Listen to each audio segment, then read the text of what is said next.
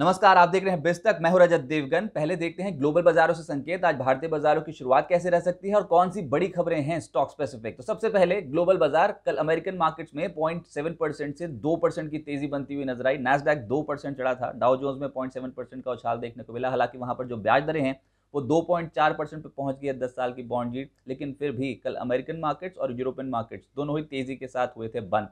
अच्छा, भारत के लिए खबर यह है कि फिच ने भारत का FY23 जीडीपी अनुमान जो है उसको घटा दिया है, 8.5% कर दिया है और ये 1.8% की तगड़ी कटौती है। उनका कहना है जो कच्चे तेल की कीमतें उछल गई हैं उसके कारण हो सकता है कि जीडीपी ग्रोथ में असर देखने को मिले और ग्रोथ आउटलुक घटाया गया है। उसके बावजूद आज एशिया बाजारों का सेटअप स्ट्रांग है। आप कोई भी एशियन बाजार देख लें, आज तेजी के साथ हो रहा है कामकाज। SGX निफ्टी बता रहा है कि आज तगड़ी गैप अप ओपनिंग देखने को मिल सकती है, लगभग 70 से 80 पॉइंट्स की। निके 2.5% ऊपर, शंघाई, हैंगसेंग, कॉस्पी, इन सब में आज के सत्र में तेजी देखने को मिल रही है। ब्रेंट सपोर्टिव है। कल के सत्र में 1.5% के आसपास क्रूड ऑयल में गिरावट देखने को मिली थी और आज 1% चढ़ चुका है ब्रेंट, लेकिन फिर भी अभी 116 पे है ब्रेंट क्रूड और WTI 110 पे है। तो उतनी बड़ी तेजी अभी तक बनी नहीं है। अब देखते हैं संस्थागत निवेशकों के आंकड़े। पिछले सत्र में FIIs लगभग 384 करोड़ की खरीदारी करके गए हैं और ये सरप्राइज था क्योंकि DIs ने 602 करोड़ की बिकवाली करी है। घरेलू निवेशकों की बिकवाली है और FIIs की यानी विदेशी निवेशकों की खरीदारी है इंडियन मार्केट्स में। ऊपर से आज अगर निफ्टी का टेक चेक करें, यानी कि तकनीकी रूप से जो कल हमने क्लोजिंग दिखाई थी 17,300 के ऊपर, तो एक पड़ाव तो था। 17,350 17,355 के लेवल को हमने पिछले 3 दिन से नहीं क्रॉस किया था और हो सकता है कि आज ओपनिंग ही इस लेवल के ऊपर देखने को मिले। अब अगर 17,355 के ऊपर टिक जाते हैं तो अगला पड़ाव जो है निफ्टी का वो है 17,460, फिर है 17,565। तो 17,460 और 17,565 का टारगेट ओपन है और हो सकता है कि आज बाजार शुरुआती सत्र में ही जो वायदा आंकड़े बता रहे हैं उसमें यह है कि 17,000, 17,100, 200, 300 इन सभी स्ट्राइक्स में, पुट के स्ट्राइक्स में कल के सत्र में बिकवाली हुई है, यानी मंदड़िए बैकफुट पे रहे और अब तेजी की पोजीशंस हो सकता है बाजार पे ज्यादा देखने को मिले और बाजार शुरुआती अगर तेजी शो कर गया, गैप अप देखने को मिल गया तो 17,400 से 17,500 के दायरे में आज ज्यादातर समय ऐसा लग रहा है कि बाजार गुजारता हुआ नजर आएगा। हाँ, अगर ये 17,400 और 17,500 के लेवल्स क्रॉस हो जाते हैं तो उसके बाद तो बहुत हैवी पोजीशंस खड़ी हैं 17,300 पे, 17,400 पे, लगभग 80 लाख शेयर्स कॉल्स पे खड़े हैं।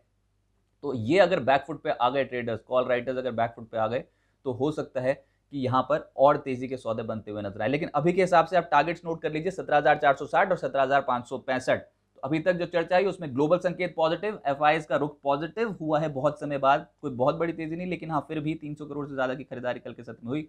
DIs माइनर नेगेटिव, वायदा बाजार से संकेत पॉजिटिव है, सेंटीमेंट पॉजिटिव है और ट्रेंड अभी निफ्टी का पॉजिटिव है।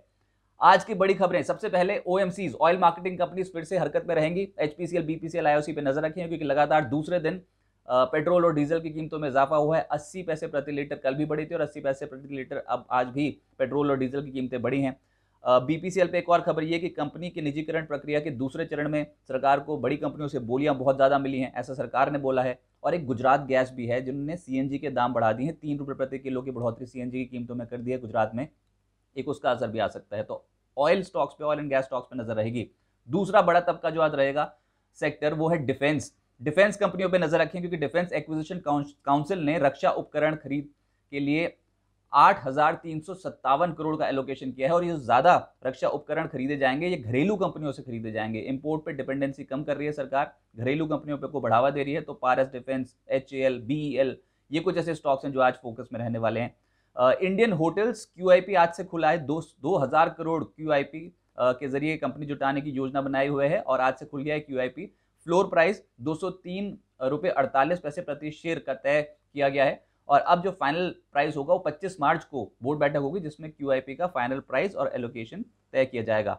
अदानी पोर्ट्स ने ये बोला है कि इनके कार्गो वॉल्यूम्स में बहुत ज्यादा इजाफा हुआ है और अब इनके कार्गो वॉल्यूम्स पहुंच गए हैं 30 करोड़ मेट्रिक टन।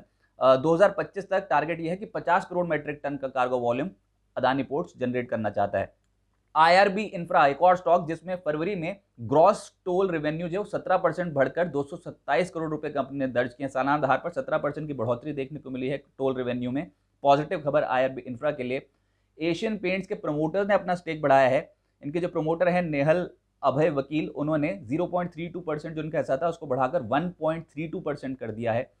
SBI पे खबर यह है कि open network for digital commerce में 7.84% हिस्सा इन्होंने 10 करोड़ रुपए में खरीदा है और एक और स्टॉक है इंडिया बुल्स हाउसिंग फाइनेंस। इनका कहना है कि इनके बोर्ड ने अप्रूवल दे दी है 50,000 करोड़ रुपए जुटाने के लिए डेट के जरिए, प्राइवेट प्लेसमेंट के जरिए।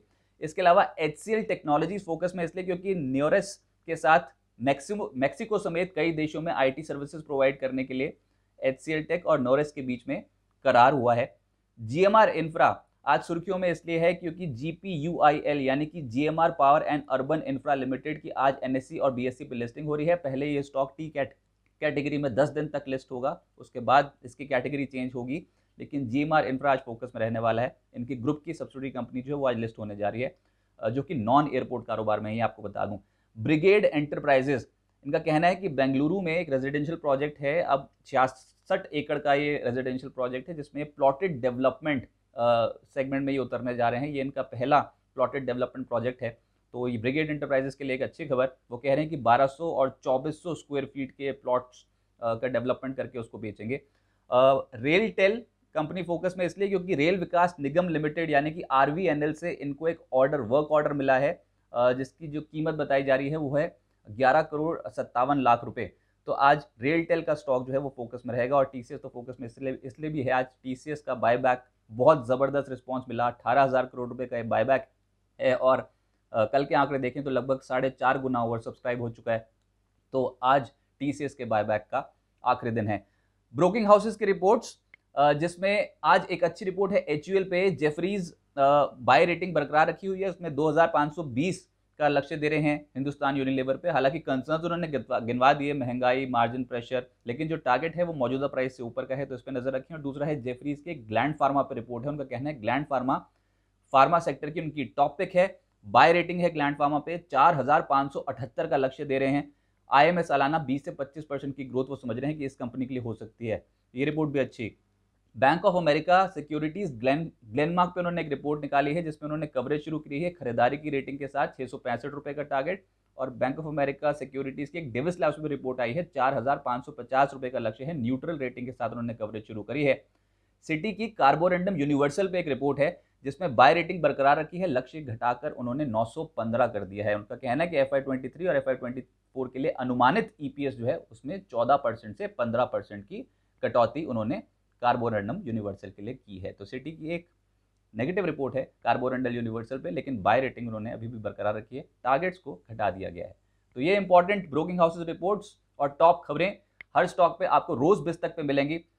अब हम फिर आपके साथ जुड़ेंगे 10 बजे, जिसमें आज के मेहमान राजेश पालविया जी आपको बताएंगे, एक्सिस सिक्योरिटीज के जो टेक्निकल और डेरिवेटिव हेड हैं, वो आपको बताएंगे कि कौन से स्टॉक्स पे नजर रखनी है और कौन से शेयर्स यहां से आपके पोर्टफोलियो में बेहतर कमाई करा सकते हैं। आप कोई भी सवाल बिस्तक के प्लेटफॉर्म पे 10 बजे के शो में, आज के दमदार सौदे में आप पूछ सकते हैं। आप रोज जुड़ें बिस्तक के साथ और देखें मार्केट के लाइव अपडेट्स।